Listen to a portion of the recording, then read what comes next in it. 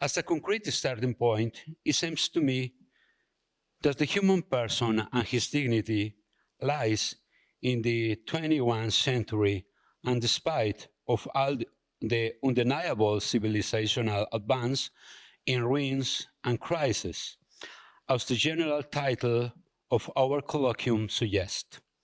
Genocides, wars, violence, intolerance, cancellation culture, individualism, extremism, and political and religious fundamentalism. It was also in ruins and crisis in the interwar period when personalism emerged as a reaction to the brutal laws of the human, wars, violence, massification. It was also in ruins and crisis at the time of Jesus, when many men and women, children, women, widows, sinners, etc., were not considered as persons. My paper intends to show, in an incipient way, that the person emerged from the ruins of violence, rescued and recovered by the personal and personalizing attitude of Jesus in the Gospels, which is systematized by Girard's mimetic theory, and of which there are sparks, incomplete and systematic, because of the reference to violence to which we referred above in Mounier. Of course, the starting point is and must be absolutely positive. The human person and his dignity are based on the fact that he, she, is the image and likeness of God, which is a root in the interpersonal and intersubjective relationships that he, she can have with God and with other human beings. But that likeness and that relationship is eclipsed and deformed by the distancing of man from God's plan. That which in Catholic theology is still often called original sin. That concept that for many is simply out of fashion from being useless as incomprehensible, but that for me continues to be a key anthropological concept to understand many current phenomena. René Girard's mimetic theory takes seriously the theme of original sin, because it affirms something fundamental about human being and about God, which will crystallize in the theme of human freedom. Mounier argues in the same sense when he affirms, liberty is constitutive of his existence as a creature. God could have created immediately a creature as perfect as a creature can't be, but he preferred to invite man freely to develop his humanity and the purpose of the divine life. The ability to sin, that is, to refuse his destiny, is essential to the full exercise of liberty.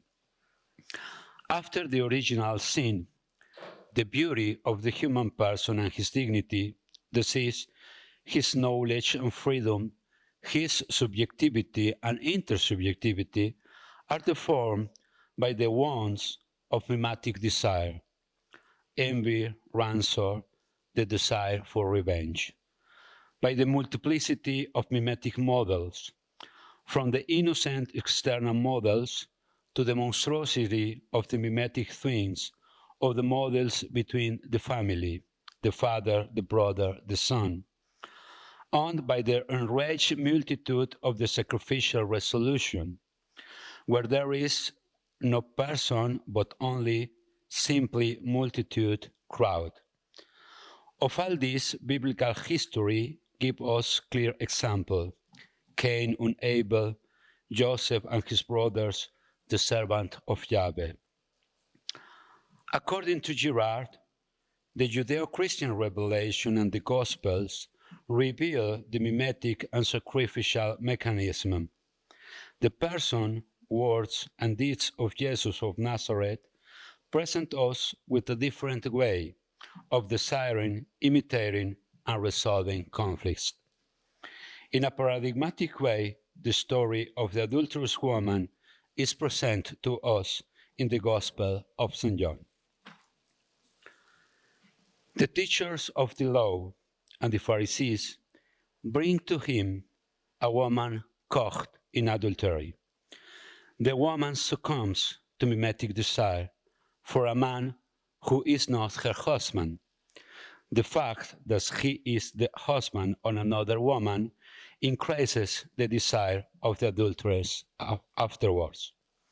The Pharisees imitate so many others before them in the fulfillment of the law. Those who arrive are a mob, a totally impersonal crowd seeking satisfaction for their petty mimetic insidiousness. What did they not take the adulteress to her husband? Why did they not take her to the chief priest? Why to Jesus? By taking her to Jesus, they do not want to fulfill the law, but to provoke a sacrificial escalation. If Jesus approves the law, they will sacrifice the woman by stoning her. If Jesus disapproves the law, they will sacrifice him. The woman is not seen as a person. She cannot defend herself. Her sin is condemned by stoning, death. Only women were susceptible to such punishment. The mob is not present as a group of people, but as impersonal unanimity, blinded by fury. But Jesus makes several striking gestures, which today we would call personalizing. When they rebuke him and demand an answer, he bends down and writes on the ground. What he does is to avert his gaze and not to provoke the violent gaze of who are waiting for his answer. Girard says that they would only see in Jesus' gaze their own violence reflected, which will increase the tension and the mimetic paroxysm. Jesus rejoins and launched that memorable phrase, "He who is clean from sin, let him cast the first stone." Again, Girard explains that the first stone is the only important one, because it lacks a model. But as soon as the first one is launched, the others will cascade by imitation. That is why this gesture and this phrase is totally personalizing, because it breaks the unanimity of the angry crowd and returns each one to his intimacy, to his freedom and responsibility. Let it once see it what the woman has done deserves the punishment of death by stoning. If any of them has done something similar, but has not had similar punishment, if the woman is not like them and deserves a similar treatment. Jesus not only personalized the adulterous woman, the victim, but also the mob, the victimizers. The story says that they all come together, but they left one by one by imitation, was on this occasion a positive mimesis, since he is no longer looking for scapegoats and sacrificial resolution. In relation to the human being and the person, Girard affirms, instead of the mindless unanimity of the mob, we watch genuine individuals, I say persons, emerging from the crowd. The gospel text can be read almost allegorically of the emergence of genuine personhood out of the primordial mob. Now, once they leave, a personalizing dialogue arises with the woman. I do not condemn you. Go and sin no more. Jesus recognizes his fault, but he does not make her a victim, but frees her to seek positive mimesis in her life from now on. The invitation to conversion and conversion itself is an unmistakable sign of the person, of his freedom and responsibility.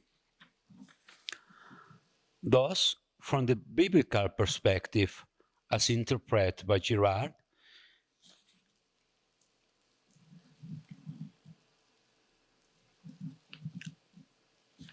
it's okay. Thus, from the biblical perspective, as interpreted by Girard, it turns out that to be a person, to become a person, to remain a person, is possible in the dramatic conjuncture. Dramatic because one never knows the outcome, because there can always be negative mimetic relapses of conversion, freedom, and relationality.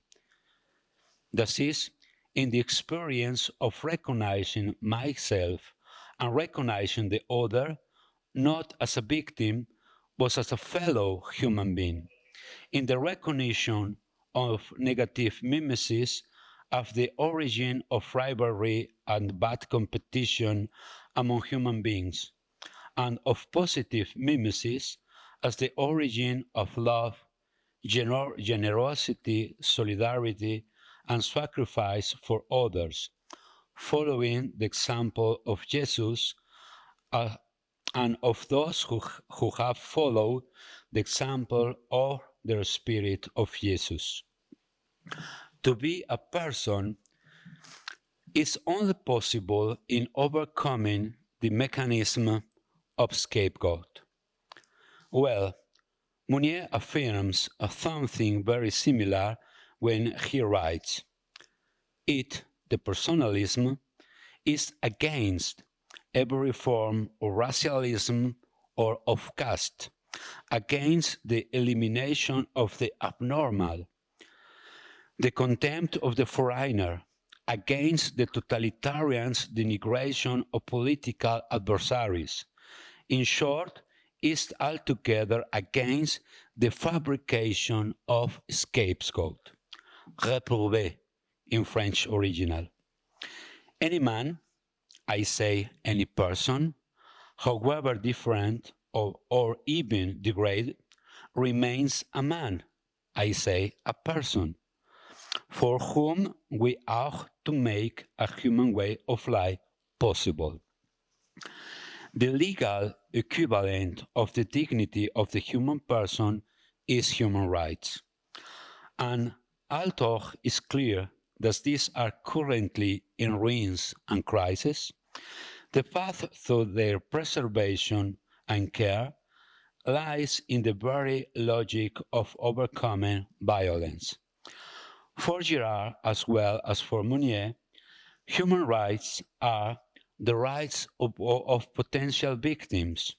We are set up against governments, against collectivities, against majorities that could become oppressive or even murderous with regards to individuals and minorities. For now, I see two major differences between Mounier and Girard. On the one hand, Mounier considers individualism more dangerous for the person than collectivism in general. Mounier has a certain sympathy for Marxism, without hiding its depersonalizing drips, while Girard considers collectivism more dangerous because of mimetic contagion and sacrificial resolution.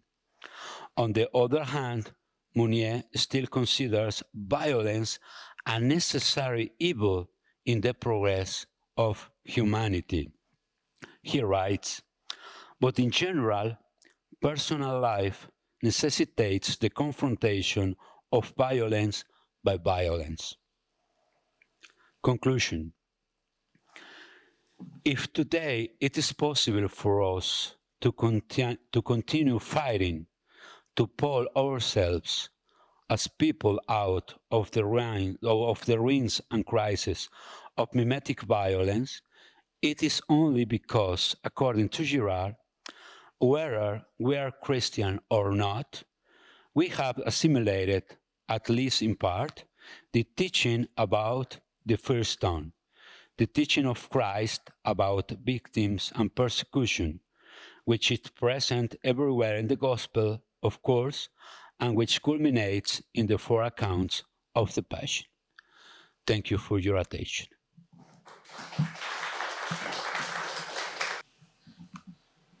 Okay, the next talk will look like Dawson, the origin of a disease.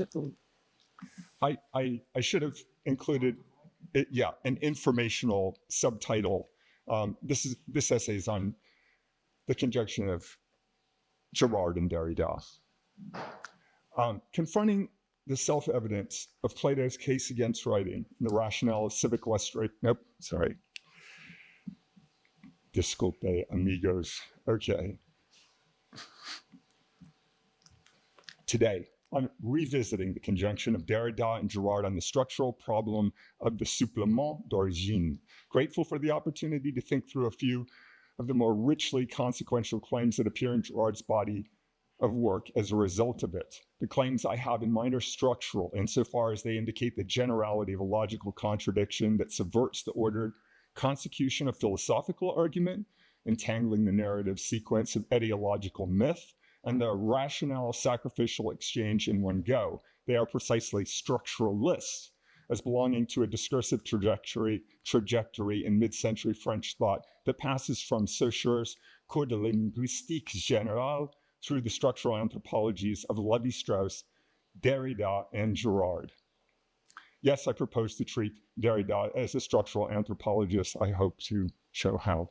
The place to begin is with a couple of items in Saussure's text, the first of which is the l'arbitraire du signe, or the doctrine that no natural bond unites sound and sense. Deploying Saussure's distinction of the sign's parts, we would say the relation between signifier and signified, between what the linguists call the sound image and the concept it designates, is arbitrary through and through. This claim goes well beyond the mere indifference of sounds, or the idea that the same thing may go by different but equally serviceable names depending on what language one happens to be speaking. No one disputes that linguistic signs are arbitrary in this sense, making it something of a banality. What Saussure seeks to show instead is that language is not a nomenclature, a collection of names with which we denominate a universal set of concepts, since this would be to assume that, quote, ideas exist independently of words when in fact the two things identify one another reciprocally. Thought, Saussure thinks, is like a swirling cloud where no shape is intrinsically determinate. No ideas have been established in advance and nothing is distinct. Because sound, too, is in no way pre-decided or fixed, language should be envisioned as a series of, quote, a series of adjoining subdivisions, simultaneously imprinted on both the plane of vague, amorphous thought and on the equally featureless plane of sound. Each language subdivides the planar structure in a way peculiar to itself, which is as much as to say arbitrarily. The recto verso mutuality of thought and sound gives us representation, but on an entirely different basis from that implied by a nomenclature. The science of linguistics would therefore no longer be grounded in continuity of representation, i.e. a common, essential meaning for a whole series of forms, as it was by comparative philologists in the 19th century. Instead, discontinuity would become the ground of representation. Since it can't be located in the privileged relation of signifier to signified, what confers linguistic identity on any given sign? The answer Saussure gives us is difference. The sign's difference from other terms in the ensemble of signs that constitute language as a system. A cat is not a human person. not a dog, not a bird, not a lion, not a tiger, not a cheetah, etc.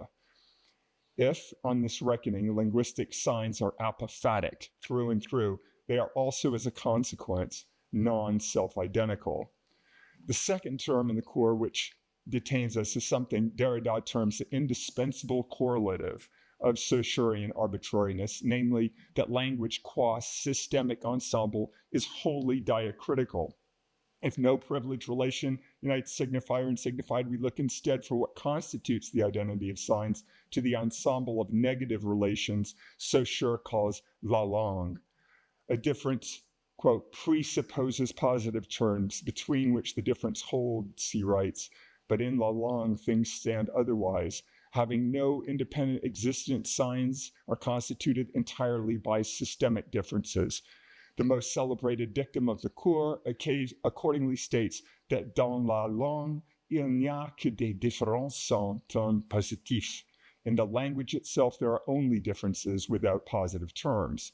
As you can imagine, la langue furnished a somewhat problematic object of study for the reinvented science. Norris observes that Saussurean arbitrariness prevented the linguist concepts from settling down into a firm, well-regulated system, for the reason that difference is not itself a self-possessed concept as much as a fissile term, whose introduction into any theoretical discourse will introduce all manner of disturbing, contradictory effects which elude the normative constraints that govern classical reason. If a language is devoid of positive terms, if meaning is deferential all the way down, then any theory which attempts to conceptualize language will find itself up against this ultimate limit to its own explanatory powers. We could note here that in the work of Claude Lévi-Strauss, who adapted Saussure for his work on myth, we find a denial of linguistic arbitrariness, coupled with the turn to Russian phonology and Jakobson's system of distinctive features in particular, a system of 12 binary oppositions grounded in the presence or absence of some phonemic quality, however slight, like nasality, continuance, that kind of thing. Such features were, as such, purely discriminative, semantically void, like the mythemes Lévi-Strauss molded upon them. To repeat the formula that Jakobson applies to the phoneme, he writes, a mytheme is a purely differential and contentless sign. Be that as it may, binarity furnishes a way of forestalling the truly destabilizing implications of a language that is entirely devoid of positive terms. What you have is pretty reduced as structure goes, but it remains grounded in the governability of 12 presence-absence, acute grave dichotomies, sufficient to analyze all known phonological systems, dichotomies hypothetically presented as linguistic universals. Thus, Lévi-Strauss resists Saussure's claims for arbitrariness in its corresponding view of language, which can't be made to function as a model for anything, not as undiluted diacriticity anyhow. There are, of course, many ways to approach Derrida's radicalization of Saussurean arbitrariness, but let's start by noting that not even the technical vocabulary of linguists and the superficially stable differences on which they depend escape the referential slippage and ceaseless transposition of meaning that arbitrariness entails. That is, if we allow that the word language is itself a signifier, then so too are sign and signified, symptoms all of a referential displacement that finally defies containment. The signified as semantic destination of the signifying act, as the settled meaning of the sign, is made over into an indiminishable but ultimately undecidable effect of linguistic reference. Indeed, any presumption of a governable dichotomy in the dyad signifier-signified begins breaking down on the most extreme reading of the sign's arbitrariness as rooted in a void of positive content, in an endless series of negations. Pushed to its logical conclusion, Saussure's teaching problematizes the distinction of signifiers from their signified meanings, which become forever inadjudicable in any final sense. Thus, signifier of the signifier describes the movement of language at its origin, Derrida writes, that place where the signified always already functions as a signifier of a signifier, where originary repetition affects all signifieds in general, affects them always already the moment they enter the game. This context allows us to correctly ascertain Derrida's notion of the transcendental signified, a kind of ghostly after-image haunting language from beyond its concatenation of references, and as such never truly present, its promise of self-identity, of semantic repletion infinitely postponed. Conversely, no reality, no absolutely external reference, no transcendental signified can come to limit, bound to control the order of the pure signifier, Derrida writes, an order which could be judged mad, since it can go on infinitely in the element of the linguistic permutation of substitutes for substitutes. Epitomizing the outgoing movement of this termless referential substitution is the metaphor, a rhetorical trope to which, in principle, every signified meaning could be reduced. Any apparently singular, self-identical concept could then be shown to comport in itself a reference to something else, thus rending the full presence that it nevertheless announces. This is how Derrida understands metaphoricity as such, as at once the logic of contamination and the contamination of logic. We note here that Derrida was neither a linguist or an anthropologist, but a philosopher whose work privileged textuality at the expense of the real, an order of priorities Girard gamely reverses in disclosing the power of violence to misrepresent itself, and found an order of ritual ingemination from which all social institutions take rise. None of this is in place yet when Derrida writes his essay, Plato's Pharmacy, which appears in the journal Tel Quel in '68. A number of critical insights that ultimately make their way into Girard's published work on the origins of culture appear in Derrida's essay for the first time. If, as I am contending here, Derrida beats Girard to the anthropological turn, arriving first at the scene of the crime, what is it he finds there? In a word, the very same logical break that undermines Plato's argument in the text of Phaedrus, a subtle but ultimately devastating complication besetting his claims as it besets the ritual logic of an extra-textual event, reproduced every year through the 5th century CE, the ritual expulsion of the pharmakos. Let us briefly review the terms of this comparison. When on a walk beyond city walls, Socrates discovers that Phaedrus has in his possession some writings of the sophist Lysias. He likens them to a pharmakon, a word marked in Greek by a host of contradictory significations. As such, it is at once good and evil, a poison as well as a cure. In a move that baffles commentators for centuries to come, Socrates adduces the Egyptian myth of Thuth and Thamus to decide between these competing significations. I can tell you the tradition that has come down from our forefathers, Socrates tells Phaedrus. If we expect to find Socrates inveighing against the fraudulent wisdom of myths and legends rather than appealing to them for enlightenment, here the Maotic prejudice is for the moment abandoned. According to the myth, the god Thuth approaches Thamus, king of Egyptian Thebes, exhibiting his arts and proposing their impartation to the Egyptians. Of writing, he says, "This discipline, my king, will make the Egyptians wiser and will improve their memories. My invention is a pharmakon for both memory and wisdom." Thamus promptly declines this offer. The convenience of writing will promote forgetfulness instead. Men will trust to external inscriptions what they should seek within. They will learn many things and understand nothing. In play here is the crucial distinction between anamnesis, the recollection of divine truth lost in the soul's descent to the world of sublunary experience, and what Derrida calls non-knowledge as rememoration, repetition, devoid of knowledge. The problem with Socrates' appeal to a popular myth is that it flies in the face of his all too familiar censure of popular mythology, in Republic notably, where Homer and Hesiod come in for special mention, along with those who recite them, trumpeting abroad mere hearsay, devoid of knowledge. Even in Phaedrus, myth suffers the ill repute of a spurious pedigree and its susceptibility to promiscuous transmission as written text.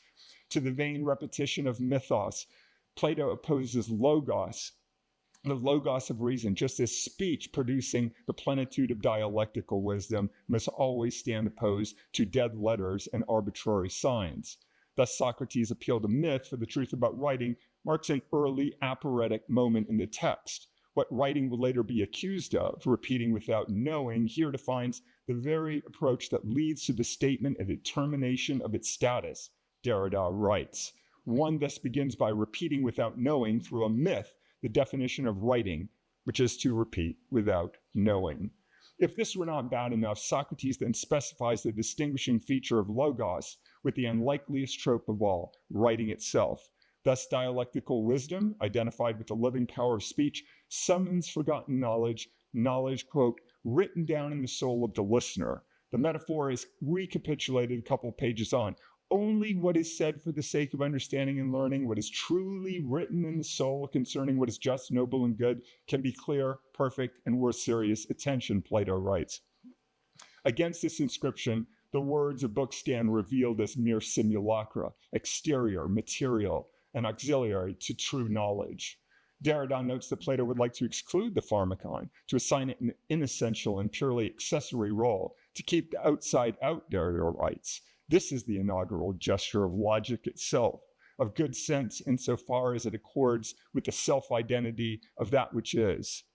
Confounding Plato's debasement of writing is the simultaneous valorization of a wisdom that for all its interiority remains inscribed.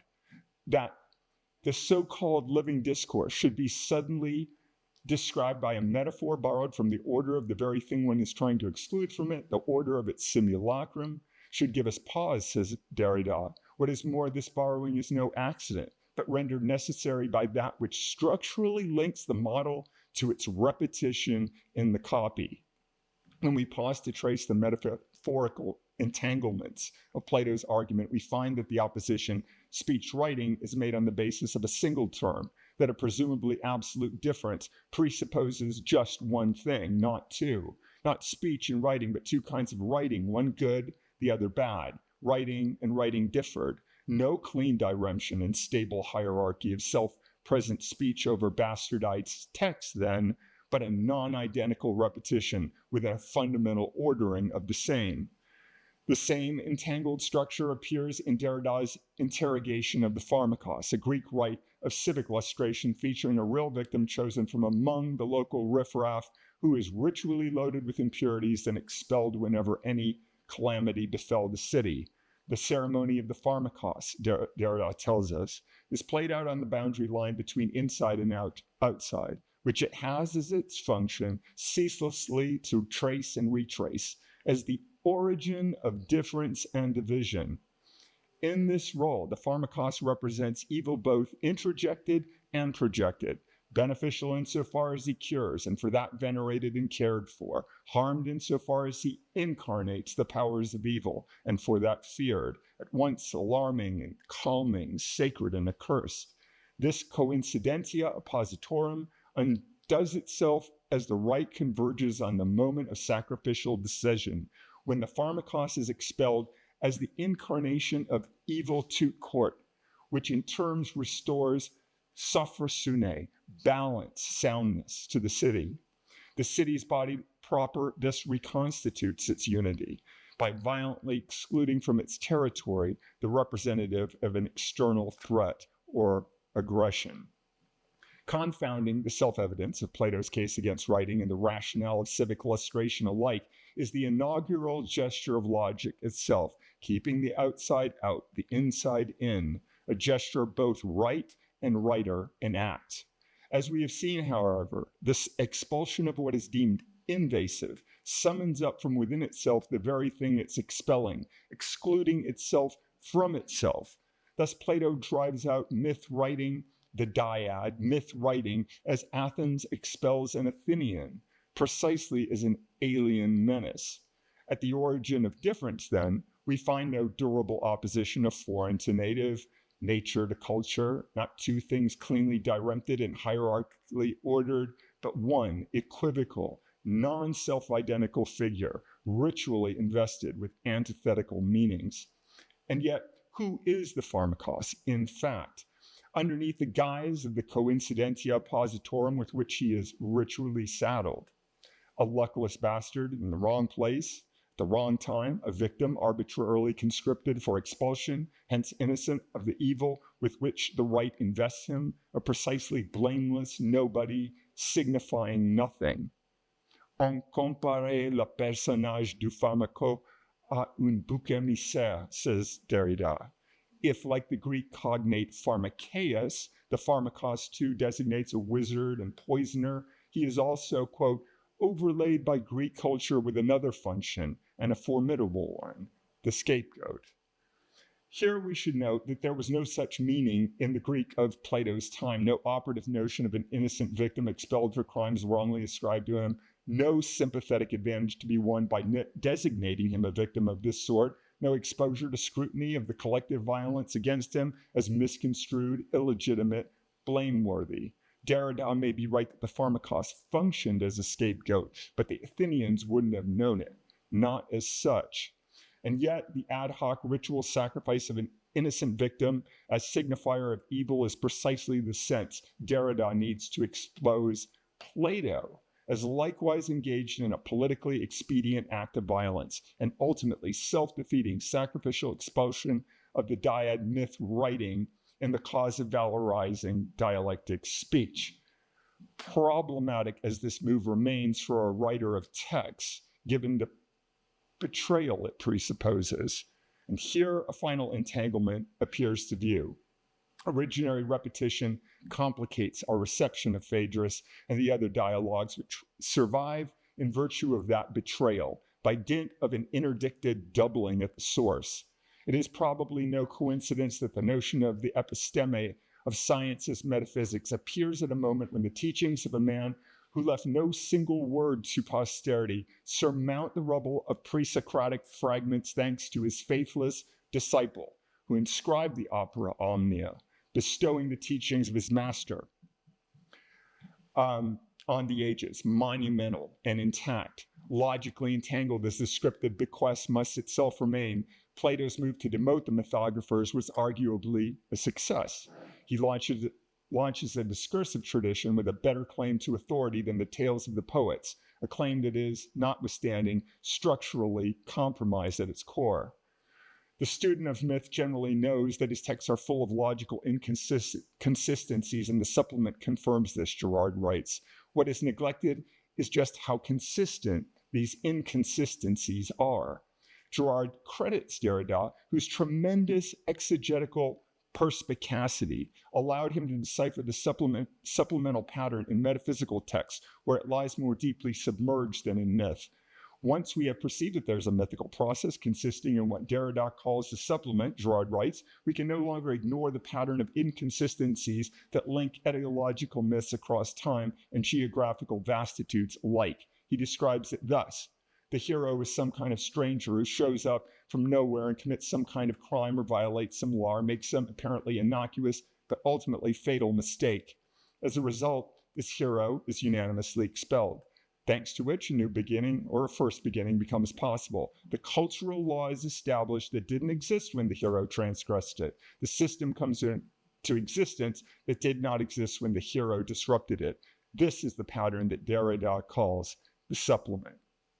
If Girard shared with Lévi-Strauss a fascination with repeating patterns across widely divergent mythic traditions, the structuralist obsession par excellence, he parts company with the anthropologists by insisting that patterns of disorder warrant more interest in the orderly disposition of myth into binary pairs. Consistent inconsistencies are the very type of clues that students of myth should be looking for, Girard writes. I'll end with an abbreviated tally of Girard's qualified debt to and transformation of the insights in Derrida's essay. 1. The origin of difference. This question, which first appears in Derrida as an anthropological thesis,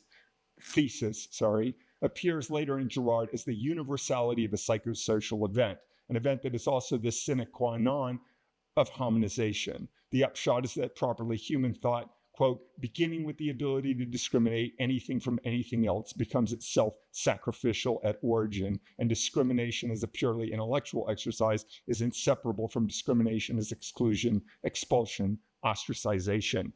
2, the supplemental pattern. Instead of foundational binarity, Girard discovers the consistency of a given inconsistency, his translation of Derrida's originary repetition. In Girard's view, the seeming insolubility of the riddle of the supplement is a function of Derrida's still too synchronic grasp of the problem. Girard resolves it by redeploying the sacrificial violence differently, extending the diachronic succession, which now features the proto-origin of the community in an oblivion of mob violence, and the sacred mystification which follows, which in turn serves to make the community's first conscious collaborative act, i.e. the sacrifice of a surrogate victim, an act of repetition at origin. It is why myth tends to assume at the outset all it purports to explain. The logical break on which Derrida's meditations converge is neither the fraying edge of language nor the outer limit of the thinkable. Its presence in language points beyond language to the human community's first premeditated act, a sacrificial restaging of half-remembered violence in mimicry of itself. Thus, Derrida's supplement d'origine becomes a sign of prehistoric violence, a textual mystery, disentangled into a foundational event. 1 minute. Okay, let me try and wrap up real quickly here.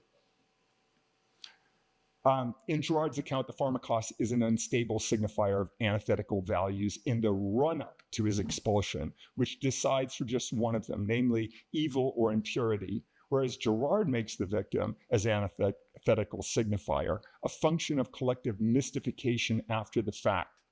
If the world of the primitive sacred unfurls in the victim as at once good and evil, peaceable and violence. In this sense, says Girard, the victim does seem to constitute a transcendental signifier.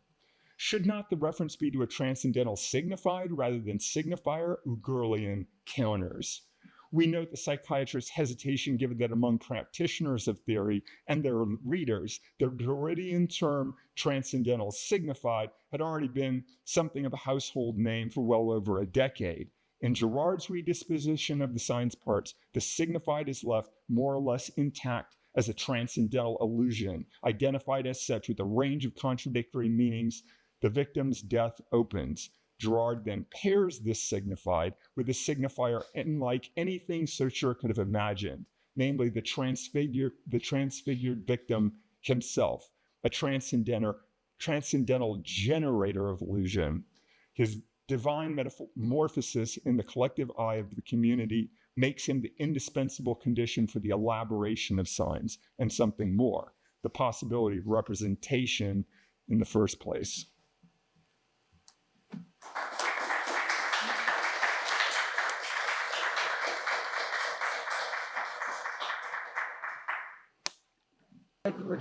Shall I get into it? All right. Your name? Oh, yes. Yeah. So my name's Todd Thompson. And one of the things I like about the Colloquium on Religion and Violence conference is the interdisciplinary nature of everything. So I'm a historian by training. I'm going to be talking about the philosophy of education, but I'm going to be doing so by doing some literary analysis of comic books. So hope you enjoy. And thanks for your attention. The image of the superhero has perhaps never enjoyed more prominence than it does today. In film, comics, and literature, the image of the superhero has become so ubiquitous that there is widespread talk of superhero fatigue. We humans clearly possess a deep-seated desire to ponder the superhuman, but the stories we have come to tell about such images have seemingly drained them of their meaning and of their power. Jeffrey Kripal, Dean of the Humanities at Rice University in Texas in the U.S., has noticed much the same problem with the image of the human in the modern university. He points to a crisis in the humanities that has sapped this once venerable educational pursuit of its meaning, value, and, maybe the most important for Kripal, its fun. And he suggests that crisis might be resolved through the retrieval of an unaccommodated vision of the superhuman. Kripal offers his superhero solution to the humanities crisis in his recent manifesto, The Superhumanities, concerned with the psychological and social devastation left in the wake of, quote, secular scientisms, nihilistic materialisms, and unbelievable fundamentalisms, end quote, of the contemporary age. Kripal calls for a refounding of the humanities on the grounds of the superhuman. In the wake of what he sees as an over-reliance on a materialistic hermeneutics of suspicion, Kripal recommends a renewed engagement with a hermeneutics of trust in the history of religion, calculated to entice human desire to pursue enhanced states of being. He suggests comic books have much to teach the modern materialist academy about the reality of the superhuman, and proposes the image of the superpowered mutants from Marvel's X-Men comics as a fitting emblem of this new form of liberal education. Now, admittedly, Kreipel's proposal is a daring and an unconventional one, but his view of human potential has found a receptive audience inside and outside the academy in the United States. Whatever one may conclude about his recommendation, it has the virtue of clarifying the issues at stake in contemporary university education and opening the possibility for consideration of the images of enhanced humanity that ought to mark the telos of this endeavor. Although the traditions that inform Kreipel's vision of the superhuman are Emersonian and Nietzschean, there is an alternative tradition of the superhuman that has its roots in biblical revelation. In fact, it would be hard to exaggerate the influence of this tradition on the history of comics. In fact, its impact is especially clear in Chris Claremont's iconic post-1975 run as the scriptwriter for the Uncanny X-Men. In this essay, I'm going to offer an appreciation and a critique of Kreipel's plan by taking a closer look at the character of Nightcrawler, who plays an important role in both Kreipel's proposal and in Claremont's X-Men. Attention to Nightcrawler invites reflection on the deeper issues lurking just below the surface of the contemporary explosion of interest in the image of the superhuman. Nightcrawler's story reveals the limits of superhuman powers, which cannot forestall crises, especially mimetic ones, and such powers only serve, we see in his story, to supercharge mimetic desire. So an educational agenda focused on the cultivation of superhuman powers, I think, will be at a disadvantage if it cannot find ways to address the human and superhuman propensity for violence.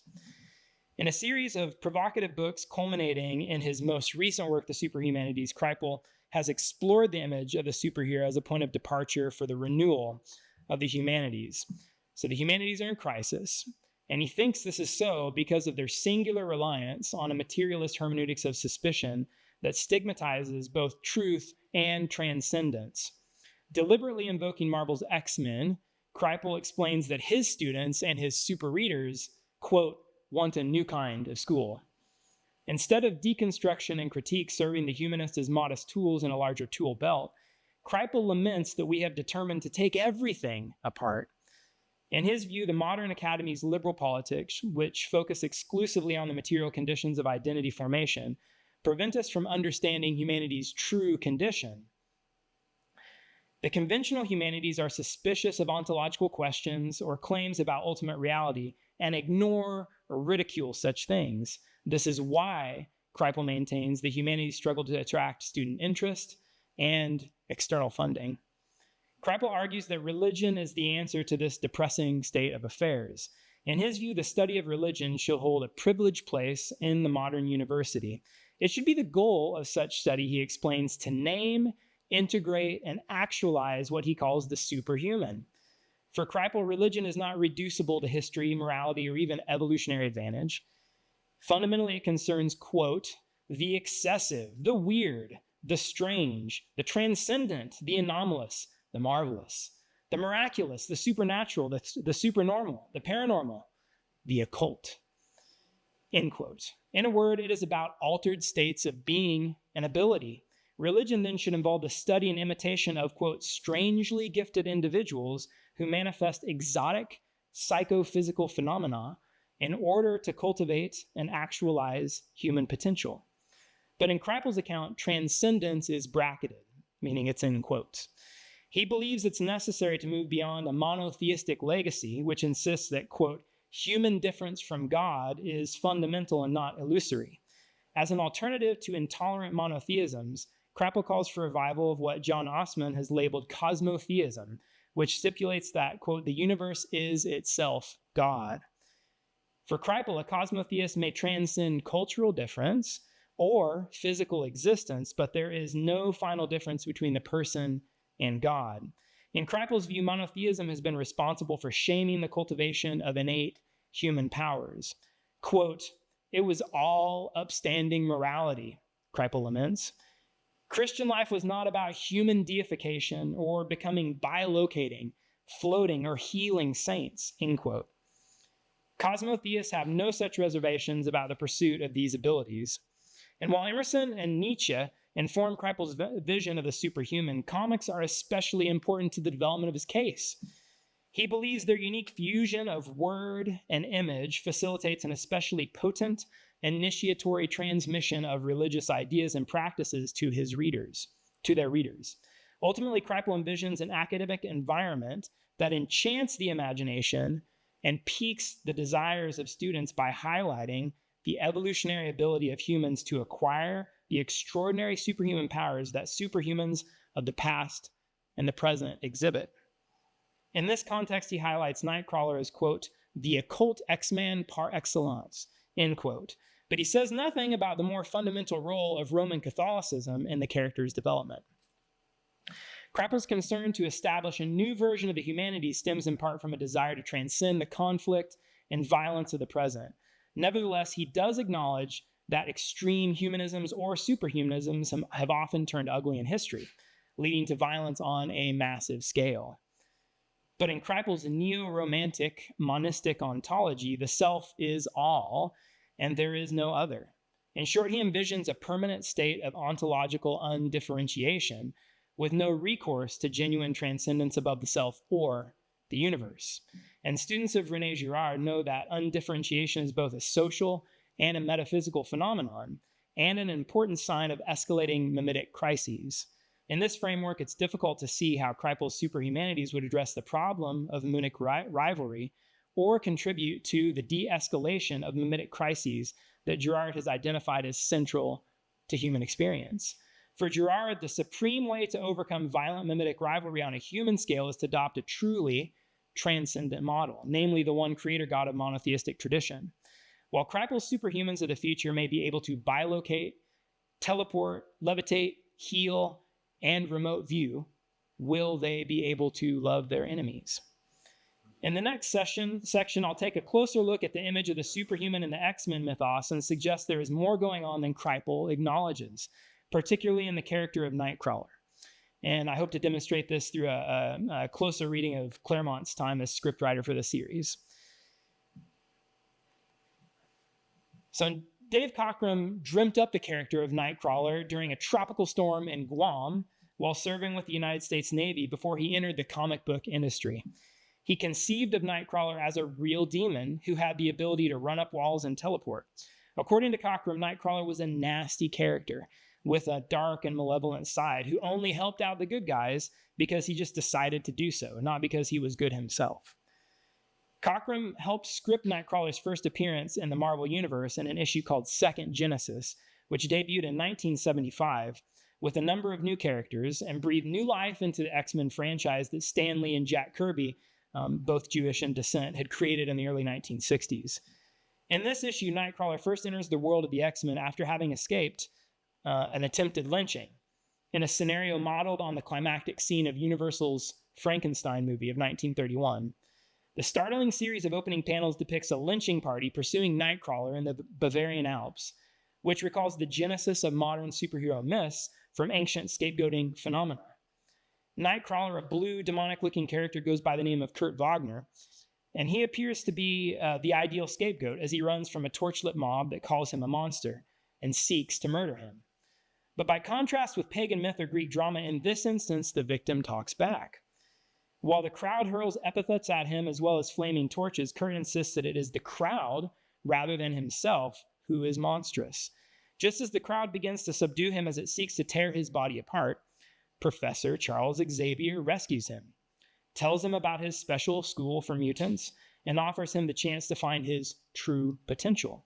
Before the opening sequence comes to a close and Kurt presumably departs with Xavier, Kurt states that he does not wish to be normal if this entails following, quote, the blind, unreasoning violence, end quote, of the crowd. He only wishes to be, quote, whole. These closing words frame Nightcrawler's spiritual existential dilemma in intriguing ways without offering immediate resolution. And I think they recall what Professor Gonzalez remarked about in terms of Girard's account of personhood earlier. While Cockrum created Nightcrawler and bequeathed him with an auspicious debut, it was Chris Claremont who took over the scripting duties for the new run of X-Men comics in 1975 and develop the character's potential. Claremont descends from Russian Jewish immigrants, and he studied political theory and acting at Bard College before joining Marvel. As he took stock of the new characters, Claremont saw that Nightcrawler's dilemma was essentially that of Frankenstein's creature. Both looked hideous and appeared evil. But Claremont decided early on that he wanted to avoid, quote, the tortured demon, end quote, motif, and determined to set Nightcrawler on a trajectory that would make him the anti-type of Frankenstein's creature. Whereas Frankenstein's creature was wretched, helpless, and alone, abandoned by his creator and bereft of human companionship, Nightcrawler would find comfort and crucial affirmation of self in the fact that God had created him and loved him. And while profound envy and resentment would drive Frankenstein's creature to resolve, like Milton's Satan, to pursue evil as his good, Nightcrawler would overcome envy and resentment through God's help to become an agent of genuine goodness. Nightcrawler's relationship with Wolverine illustrates his role as a voice of conscience among the X-Men. During his university days in 1970, Claremont had spent 2 months on a progressive liberal kibbutz in Israel, close to the border with Jordan. The kibbutz included survivors of the Holocaust, and living amongst them and watching Stanley Kramer's film, Judgment at Nuremberg, with them left a really profound impact on Claremont. In 1980, he wrote, quote, "I thought of Auschwitz, what it was, how it came to be, what it means for me as a person, us as a race, all my adult life," end quote. As he reflected on the use of violence to address evil, Claremont concluded, quote, "Being human carries with it the responsibility to be at least aware of another path," end quote. And he utilized Nightcrawler within the world of the X-Men to bring other characters to this awareness. As Wolverine prepares to enter battle in X-Men Annual 5 in 1981, Nightcrawler reminds him that X-Men are not merely warriors or even simply people. They are an ideal. "I cannot stop you," Nightcrawler says to Wolverine, "but I can tell you and will make you aware of what you do and how serious it is." Nightcrawler recognizes the value of human life, and he's a frequent voice of restraint in the use of violence amongst the X-Men. As Nightcrawler's story unfolds within the pages of Claremont's X-Men, his spiritual journey as a Roman Catholic Christian becomes clear. Near the end of the January issue, Transfigurations, Wolverine barges into a room where Nightcrawler's concluding a prayer by invoking the Trinity in Latin, as he holds a crucifix in his hand. And surprised, Nightcrawler asks, "What's doing, bub?" Wolverine asks, "What's doing, bub?" Nightcrawler responds, "What does it look like?" Incongruous, Wolverine replies, "I guess I never figured you for the religious type." And after this humorous back and forth, Nightcrawler provides a deeper explanation. "I draw comfort from my beliefs and from prayer. Such comfort is dearly needed now by us all." In reply, Wolverine reveals his materialistic convictions, which prompts Nightcrawler to ponder his friend's experience. "I never realized how utterly, inescapably alone you must be, with nothing to hold on to but yourself. More alone than I, despite my ultra appearance, could ever be," Nightcrawler says. And the scene concludes with Wolverine saying, "I ain't alone, bub, I got you," before the two exit to drink a beer together. Nightcrawler draws comfort from his convictions about a transcendent creator God, and he's a winsome witness and a positive model to other X-Men. Because of the popularity of Claremont's X-Men reboot, Marvel gave him the opportunity to write a one-off story for the new graphic novel series. The story God Loves, Man Kills debuted in 1982 and distilled in one book what Claremont took to be the essence of the X-Men series. If you don't understand the X-Men, if you want to know what it is all about, if you only have one issue to read, Claremont wrote, this is it. Claremont regarded the X-Men as the ultimate minority and drew on his Jewish background, his long-term familiarity with the Bible, including the Christian New Testament, and his perceptive observation of trends within conservative Protestant Christianity to tell a story where violence and scapegoating take center stage. The story explores what Christopher Ha has highlighted as both the dangers and the liberative potentials of monotheistic intolerance.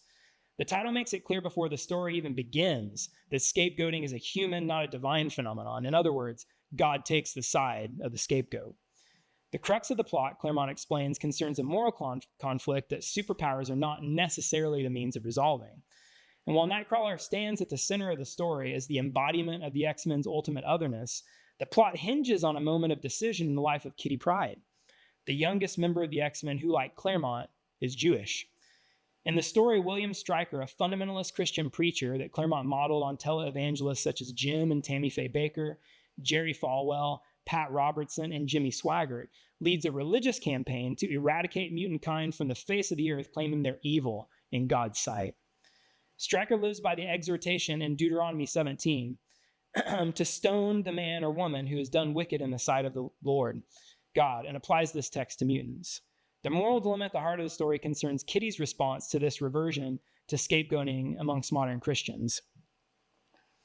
Like Nightcrawler's debut, God Loves Man Kills opens with a lynching scene. But this time it involves 2 mutant children who die at the hands of Stryker's agents, with no one to rescue them. It's a tragic scenario that Nightcrawler acknowledges he has seen all too many times before. Through the story, Stryker quotes both Old Testament and New Testament passages, but always recontextualizes them to justify his agenda of mutant genocide. The clearest indication of Stryker's deviation from authentic Christianity comes after he captures Xavier. Through a combination of drugs and electronic stimuli to create a virtual experience, Stryker induces Xavier into thinking he's undergoing a crucifixion.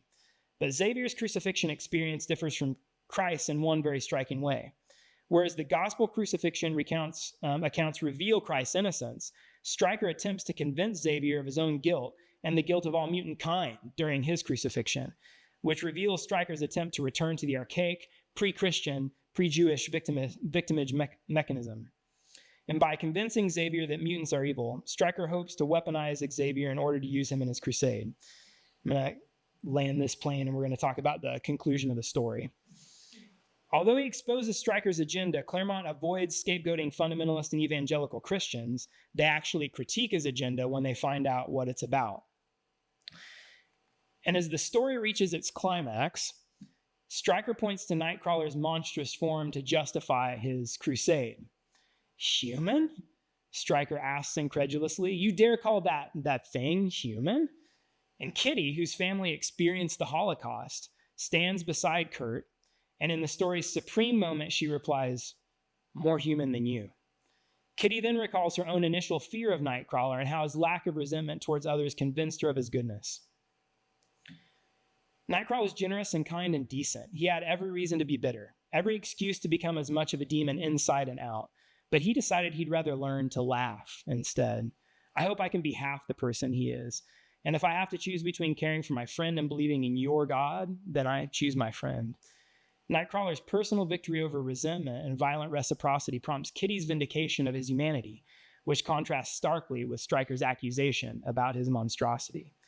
Claremont's choice of Kitty to offer the decisive account to Stryker's denunciation was deliberate. In an interview following the story's publication, he explains that he wished the story to offer, quote, a primal example, end quote, of the words of Isaiah 11:6, a child shall lead them. The full verse states, the wolf shall dwell with the lamb, and the leopard shall lie down with the kid, and the calf and the young lion and the fatling together, and a little child shall lead them. This verse points to an eschatological future in which the scapegoat mechanism no longer functions and violent mimetic rivalry is no more. It also illustrates Claremont's penetrating grasp of the unique significance of Nightcrawler and the X-Men amidst the proliferation of so many superhero images in popular culture.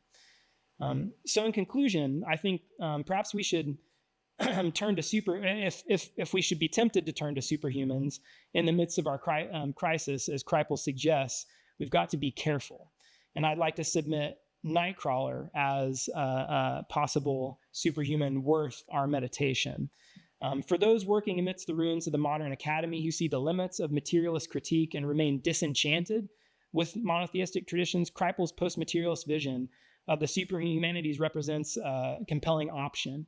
But I think within the history of comics, obviously there are alternatives that speak to a different way in which we might conceive of the superhuman. So I'll conclude there. Thanks for your attention. Yeah, that makes sense. Now you know. Okay. This paper will return to certain key documents in the case of Girard versus Schwager on the question of the correct usage of the term sacrifice. The relevant texts in order of publication are Girard's Things Hidden. Sorry, give me a second while I get used to going up and down with this. Okay. The relevant texts in order of publication are Girard's Things Hidden Since the Foundation of the World, Schwager's Must There Be Scapegoats. Those were both published in 1978. The Scapegoat in 1982, in which Girard maintains and nuances his position on Hebrews. A 1993 interview with Rebecca Adams, in which Girard confesses to scapegoating Hebrews. And Theology and Mimetic Theory from Girard, in which Girard explains at length why he now defers to Schwager on the question of sacrifice. That was 1995. Among the important secondary literature is a 1997 article from Georg Bodler decrying Girard's about-face as a betrayal of his own best intuitions and a contradiction of his own anthropological findings. In 2013, Peter Stork, Australian Catholic theologian and a student of Anthony Bartlett, tried to revive Bodler's criticisms, which he felt never received much of a hearing. The 2014 issue of Contagion contains a few pieces relevant to the discussion. And in 2014, Matthias Musbrugger of the University of Innsbruck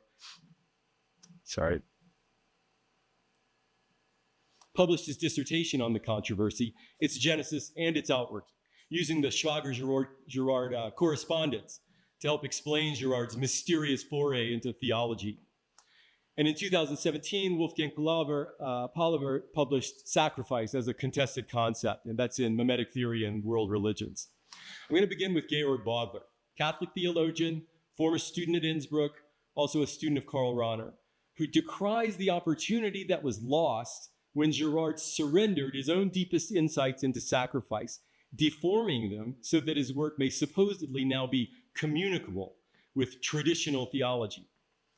Bodler believed that Girard's original, inspired reading of Jesus' death provides the theoretical underpinnings necessary for a more complete reckoning on the part of the Catholic Church with its own violent history. Like Schwager's, Bodler's concerns are ecclesial, but he fundamentally differs from Schwager on the question of which party must transform itself through repentance and self-critique, Mimetic theory or Catholic theology. After detailing the two thinkers' positions on sacrifice and Things Hidden and Must There Be Scapegoats, and then summarizing Girard's concession speech to Schwager, Bodler turns to a critique of Girard's recantation. I quote, "Anyone familiar with Girard's initial opinion," Bodler writes, "and the wealth of subtle textual criticisms that fill his writings will hardly be able to avoid detecting, in Theology and Mimetic Theory, a, quote, strangely tortuous and also in part self-contradictory manner of thinking and speaking." Early in the article, Girard writes, for example, that in myths it, quote, "often also comes about that the victim is presented as not guilty." Only 5 pages on, however, we find him insisting that the process of sacralization, as it takes place in myths, requires, if also in a deceptive way, the guilt of the scapegoat. Otherwise, it would have no power to bind the community. Bodler sees contradiction too, where Girard seeks to bring out what differentiates the sacrifice of Christ from the multitude of religious historical sacrifices. Quote, "Not in order to play the sacrificial game does Jesus give himself up as sacrifice," Girard has written, "but for the reason of ending the game. That said, Girard simultaneously maintains that Jesus' self-giving over to his enemies was a sacrifice. That is, Jesus totally plays the sacrificial game, even if he manages to play it so well that in the future no more such games will be necessary." Further, recall that Girard insists in this essay, and again, we're still talking about theology and mimetic theory, that the divinity of Christ, he says, cannot be reduced to the sacralization of a scapegoat. The guiltlessness of Christ hinders the sacralization of Jesus, but can Jesus, Bodler wonders, as unsacralized scapegoat, still be a genuine scapegoat in the sense of the sacrificial process? The sacrificed victim, he reminds us, is the sacrificium, and the sacrum, the holy, which is produced in sacrifice. An execution that has nothing to do with sacrum and sacrificium is by definition no sacrifice at all, therefore no scapegoat. If, Bodler says, as Girard insists, the sacrifice of Christ desacralizes earlier scapegoats, if the New Testament consummates the process of desacralization, then it does so only thanks to the qualitatively greater power latent in the Jesus type of sacrificium. This is still Baudelaire I'm quoting from. Now comes to the fore the contradiction that also lies at the basis of the argument of Hebrews. The many sacrifices are driven out by the one great sacrifice. The devil is driven out by Beelzebub. It belongs to the meaningful achievements of René Girard that he has uncovered the great power of hate, violence, and lies at work in the scapegoat mechanism. Can the one true God, Baudelaire asks, who corresponds to the Johannine definition, God is love, serve such a mechanism of deception and violence? Girard speaks of the divine co-optation of the scapegoat mechanism. But how would it be then also at his own cost and to bring the system crashing down? Baudelaire wonders. Last, Girard's article also trots out a new and strange treatment of the text of Solomon's judgment. It's almost sad, Baudelaire writes, to see how this erstwhile so perceptive and discerning interpreter of texts here argues in his interpretation in part directly against the straightforwardly clear statements of the text. Girard says, for example, that the true mother, quote unquote, sacrifices her own motherhood or maternity or maternal rights so that the child may live. In the text, however, we read that even as the false mother is made known, the true mother does nothing other than to allow her maternal feeling to free run. The text says she burned with love for the child. It literally says this in the text, and that's all the text offers as to the good harlot's inner motivations.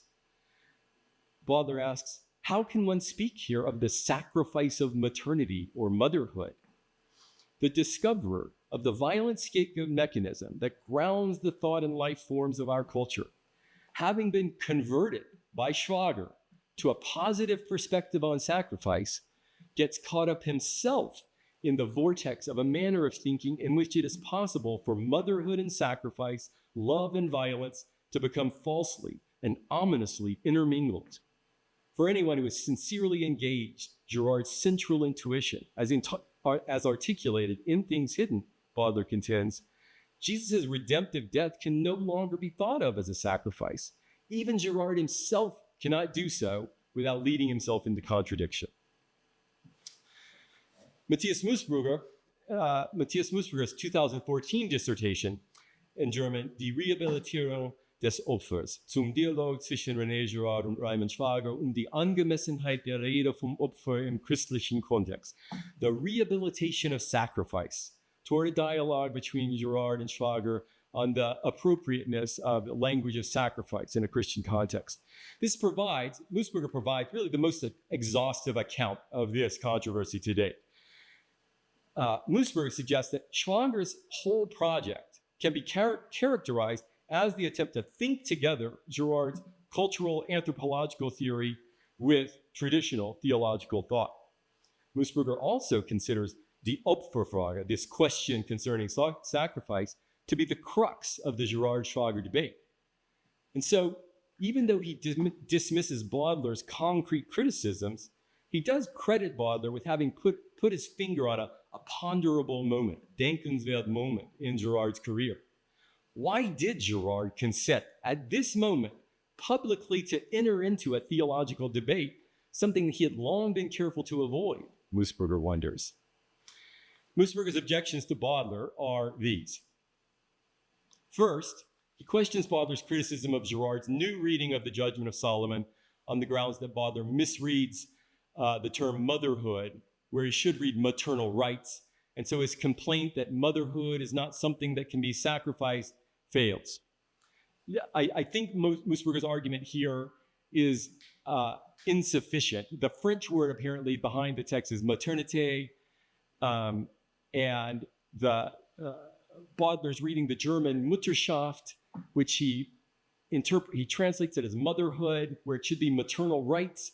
This seems to me a bit of a semantic nothing, I might say, or I might even go further and say it strikes me in the context of Musburger's article as a way to avoid engaging directly with what Baudelaire's actually saying.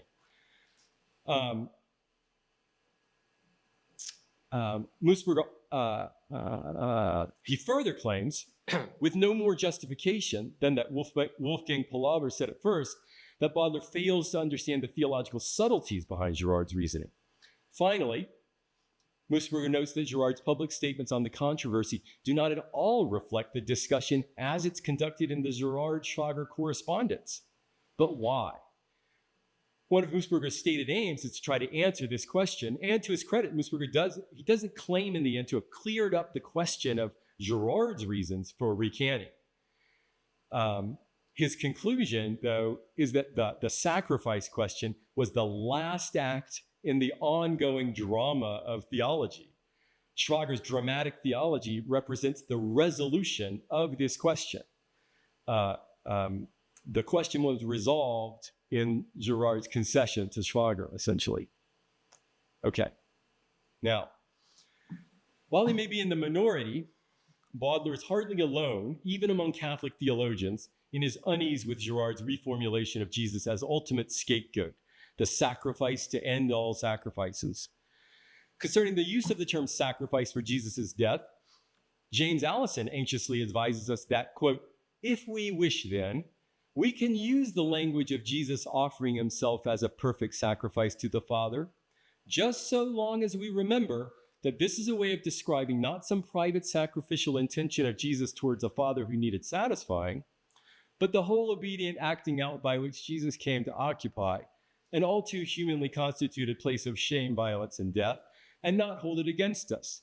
There is an angry deity in this equation, and it is us, in whose midst God, quite without violence, manifests the depth of his forgiving love by plumbing the depths of and thus defanging our violence. So we have to remember all of that if you're going to use the word sacrifice for Jesus' death. Just keep that in mind, and you'll be fine. These might be impossibly heavy restrictions.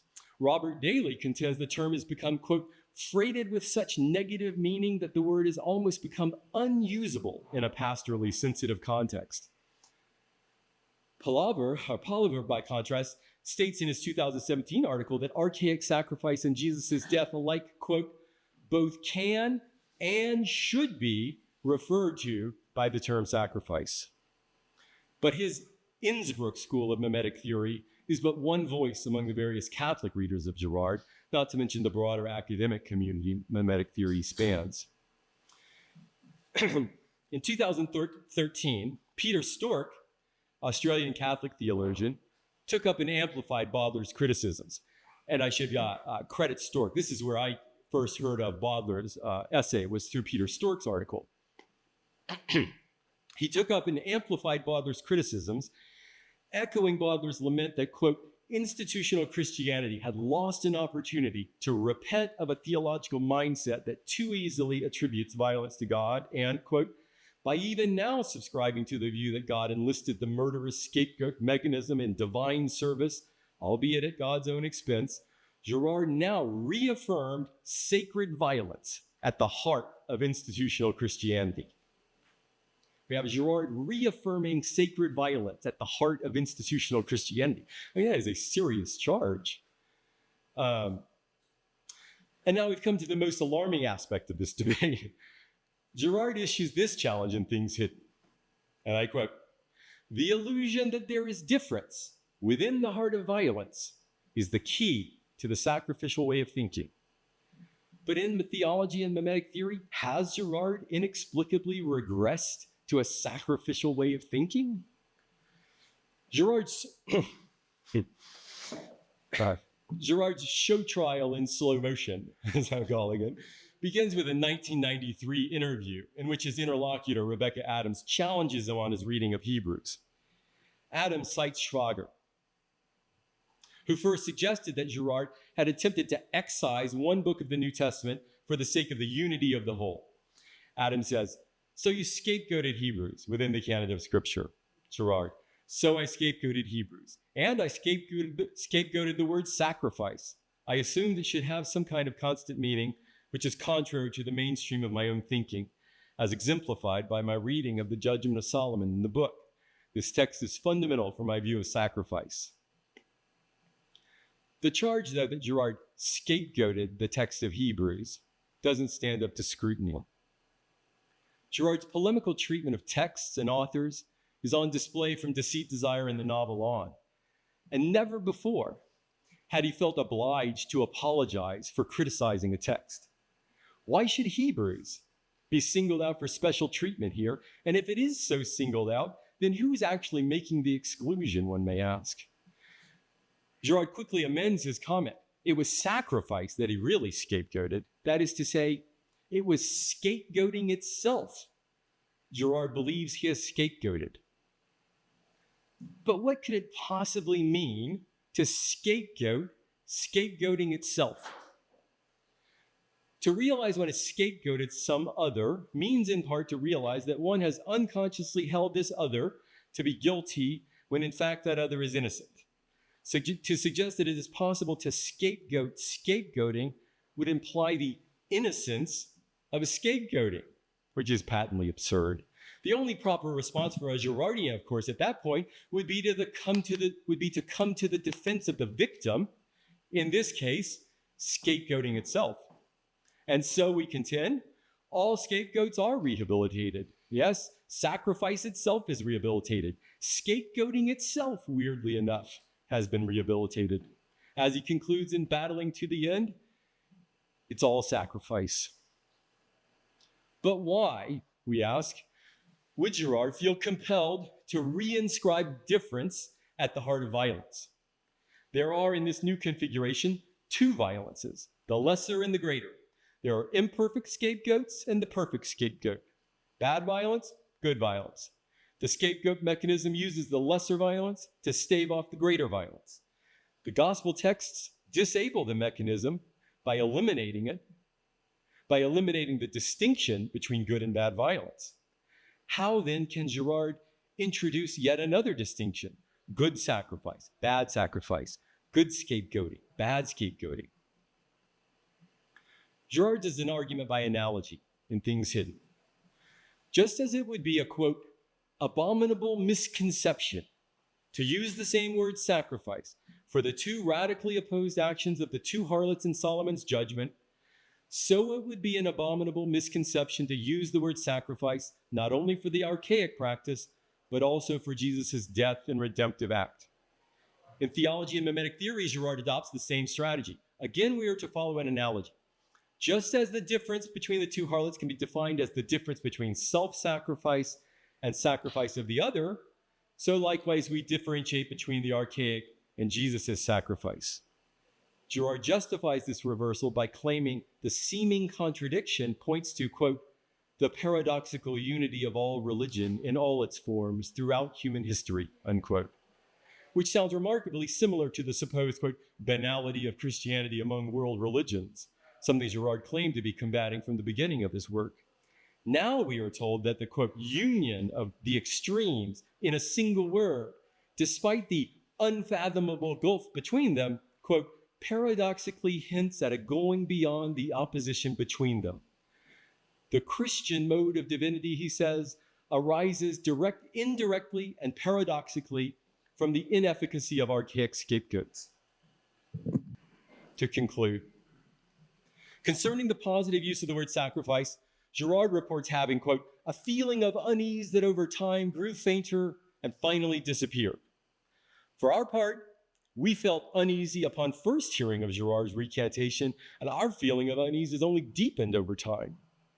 What was it, Girard wonders, that prevented me from seeing Jesus as a scapegoat who sacrificed himself for mankind?